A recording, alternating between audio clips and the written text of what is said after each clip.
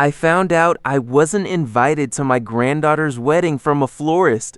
Nice kid, delivers to my street. He said, "Walter, see you Saturday at the big wedding, right?" Saturday, my Emma's wedding. It was the first I'd heard of a date. My daughter-in-law had planned every detail of that day. The venue, the flowers, the guest list I wasn't on. What she didn't plan for is where the wedding was held. Rosewood Manor, I know every rose on that estate by name. My name is Walter, and this is what happened. For 40 years, I was the groundskeeper at Rosewood Manor. I planted its orchards, laid its stone paths, and raised its rose garden from bare dirt.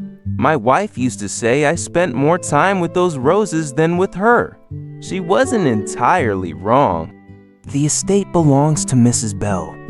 When the big storm of '98 tore the gardens apart, the insurance wouldn't pay, and I worked 3 months of Sundays to bring them back. She tried to pay me double. I told her Sundays weren't for sale. My granddaughter Emma spent her childhood summers in that garden with me. At 8, she could graft a rose better than men I'd worked with for years. She'd fall asleep in the wheelbarrow on the ride back to the tool shed. Those were the best summers of my life. My son Michael is a good man with a soft spine. He married Vanessa, who has opinions about napkin colors and people's shoes. I watched my invitations to dinner become invitations to Christmas. Then, just cards, then less. After my Rose passed, yes, I married a woman named Rose. Laugh all you want. The visits nearly stopped, but Emma called every Sunday. Whatever else happened, Emma always called. When Emma got engaged, I turned the little greenhouse upside down. I was going to grow the wedding flowers myself. White roses, her grandmother's favorite. I had 8 months. I started the cuttings the same week. Vanessa took over the wedding the way weather takes over a picnic. The right venue, the right caterer, the right guests. Michael sent me a photo of the invitation. Heavy cream paper, gold letters. I waited for mine. It never came. After the florist slip, I called my son. He went quiet, then said, "Dad, Vanessa thought, with your hip and the long drive, it's a very formal crowd, you understand?" I understood perfectly.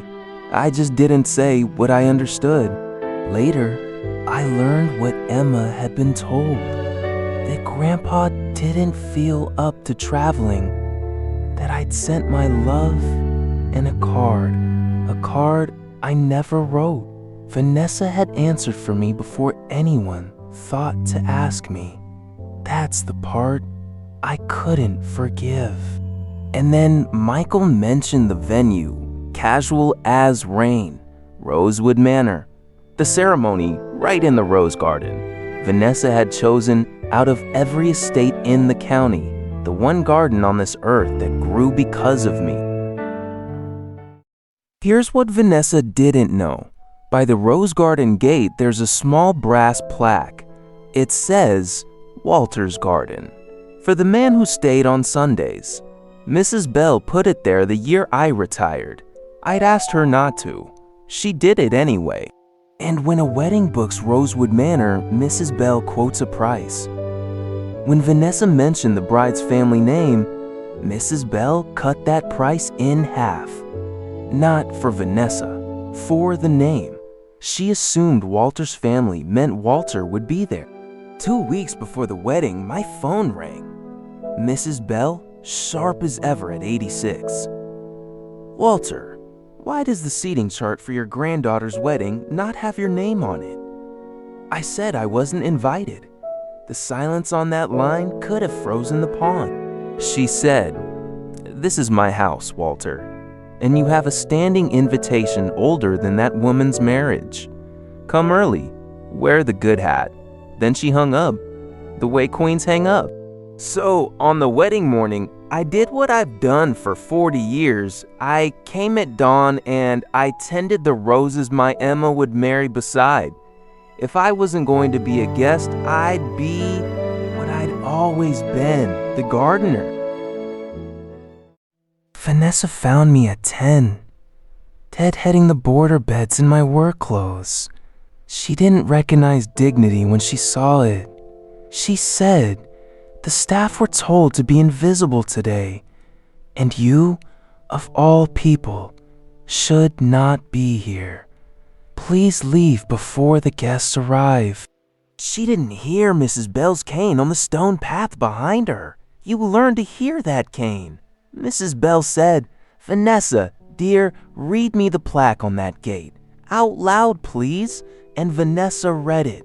Walter's garden. Her voice got smaller with every word. Mrs. Bell said, "This man cannot be removed from this garden, because this garden is more his than mine. But contracts, dear, those I can amend. The family discount existed for his name, not yours.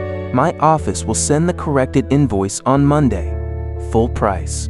Emma heard the raised voices from the bridal suite window. She came down the path in a robe, saw me, and stopped. "Grandpa, they told me you couldn't travel." I looked at Vanessa.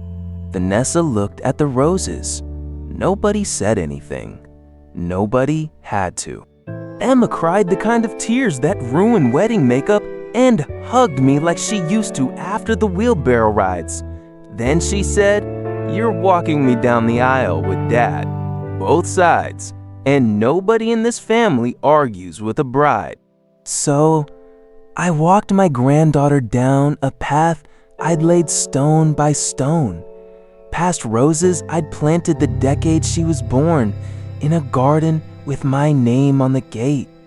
Vanessa sat in the front row and smiled for the photographers. The invoice came Monday. I'm told it was itemized. At the reception, Emma skipped the choreographed first dance everyone expected.